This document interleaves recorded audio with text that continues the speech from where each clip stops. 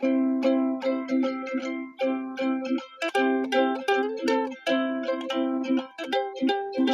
8, Continued. Dad wandered into the supposedly secret office. Ensuring the door was shut for privacy, he made his way over to a tall bookshelf on the left. He stood there, gazing at numerous dusty old books and VHS tapes stored alphabetically before him. He paused and sighed. His adult mind was a lifetime away. Then, pulling out a particular videotape, he went over to the ancient VCR, turned it on, and slipped the tape in. He sat carefully down in the chair as the TV screen came alive with the image of an attractive young woman wearing a long summer dress, laughing and playing in some tall grass and wild flowers. At the sound of her soft, sweet voice, he sighed again.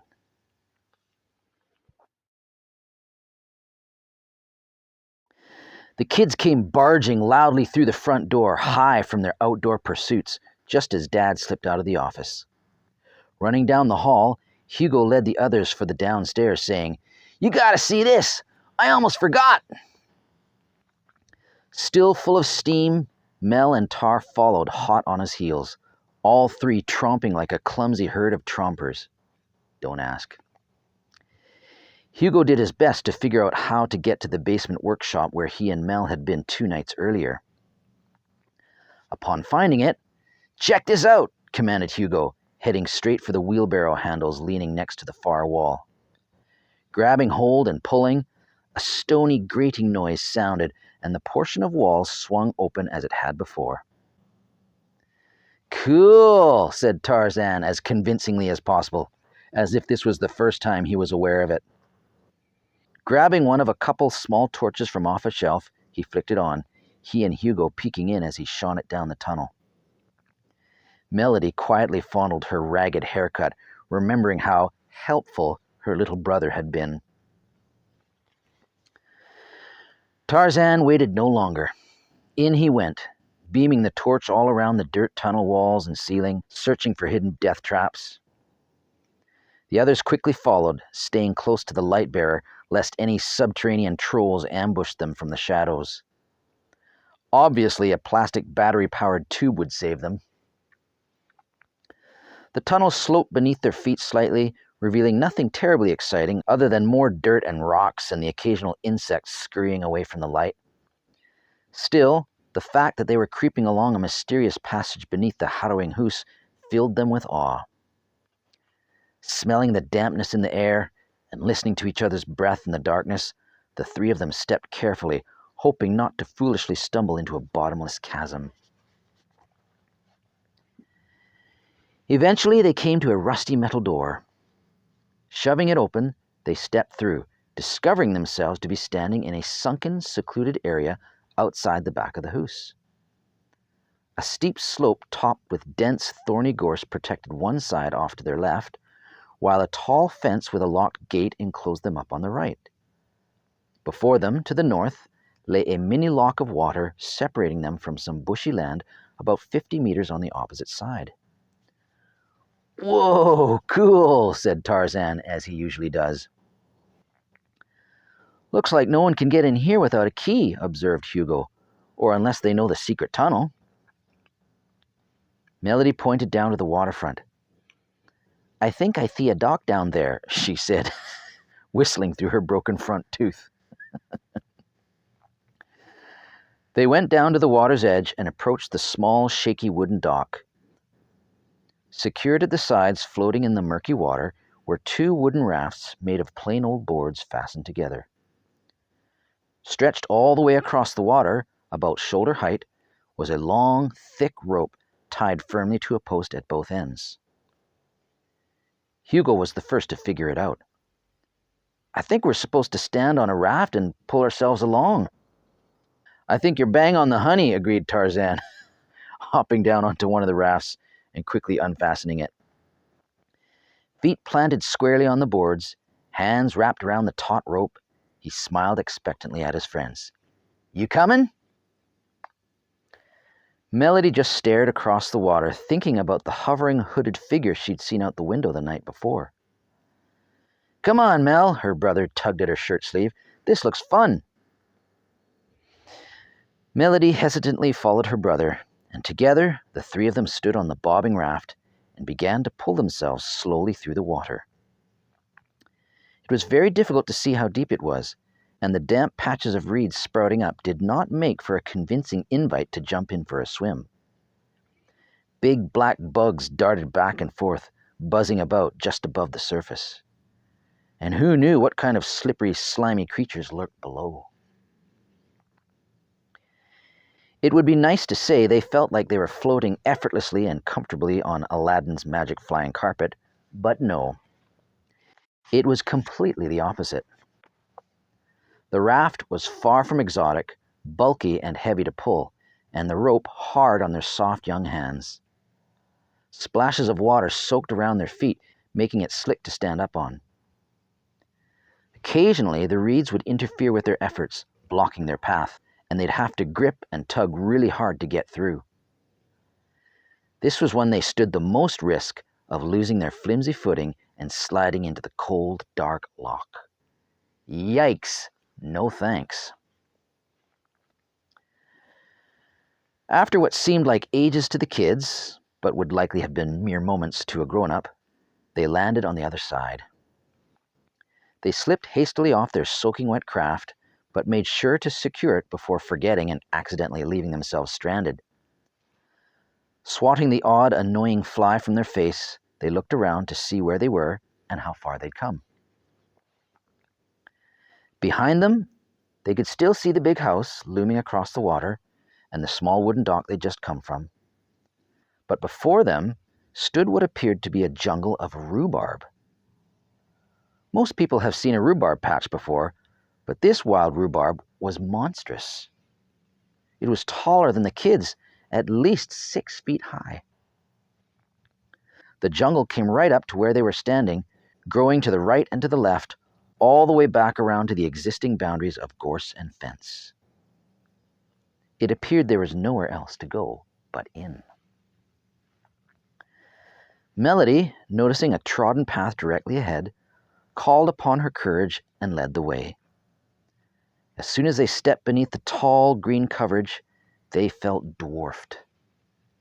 The rusty red stalks were inches thick, and the wide green leaves spread overlapping above their heads, forming a canopy blocking out the sky. This was unlike anything they'd ever experienced before.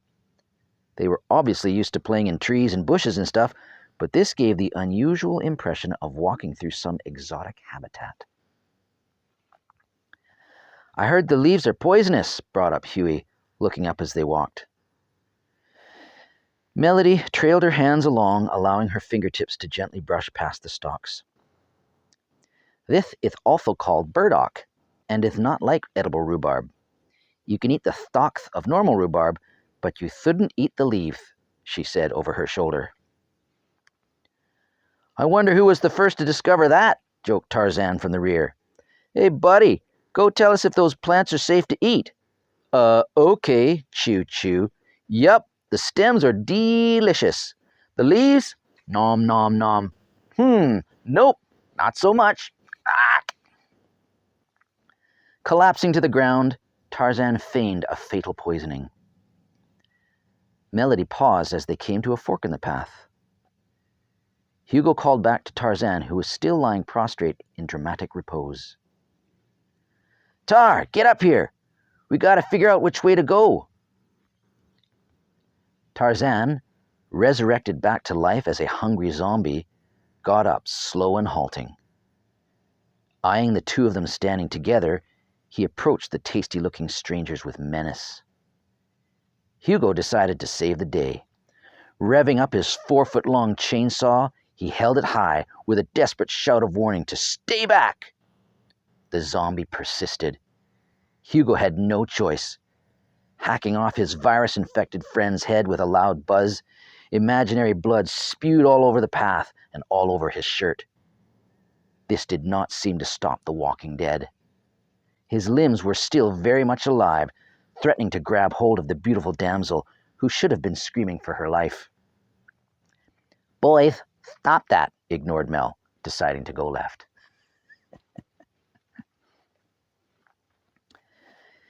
It wasn't long before it became apparent there was something else unusual about the place. They realized they were actually wandering around through a giant garden maze. "What the? A rhubarb maze?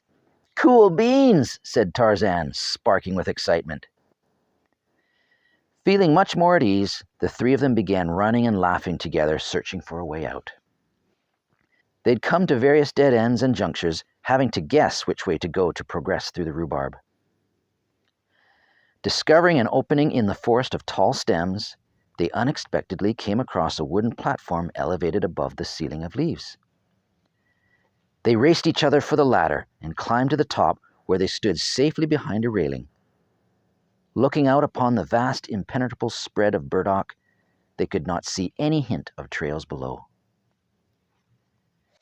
Hugo pointed to a crank and two long cables suspended above them from the tower, similar to the rope they'd used to cross the loch earlier on.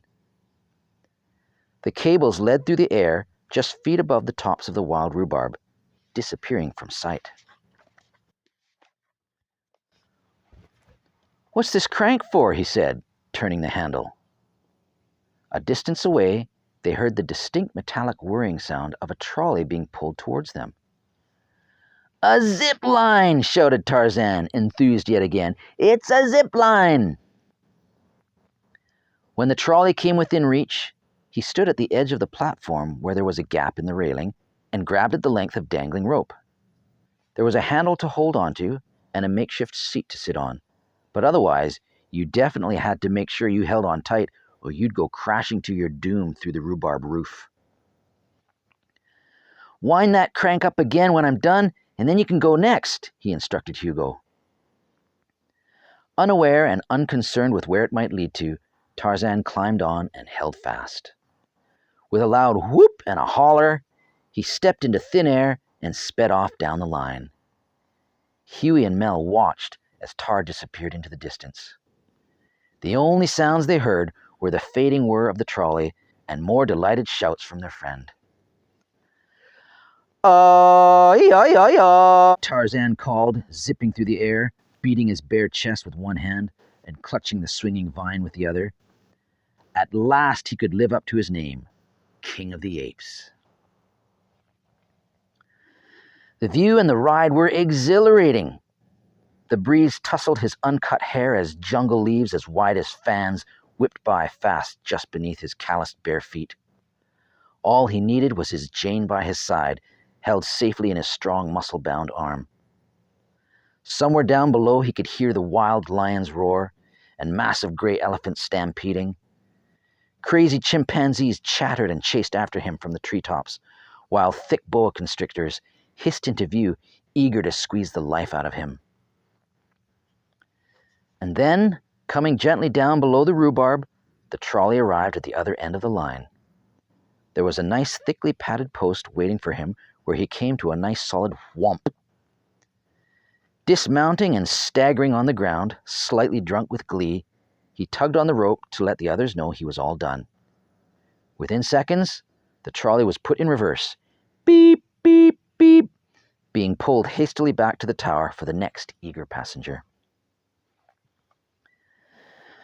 Tarzan watched the trolley disappear overtop the rhubarb and then ran back into the maze to find his way to the platform for another turn. Somewhere up above, he heard Melody squealing with delight as she took her turn. When he found the zipline tower again, Hugo had already gone, but his happy shouts were still piercing the air. The kids spent a wonderfully long time in the maze, getting lost, avoiding treacherous quicksand, racing from naked savages and menacing black panthers, climbing the jungle tower to safety, cranking the trolley back, jumping on and flying through the air, only to run back through the maze to start all over again. It was just the kind of good-natured fun these energetic kids needed.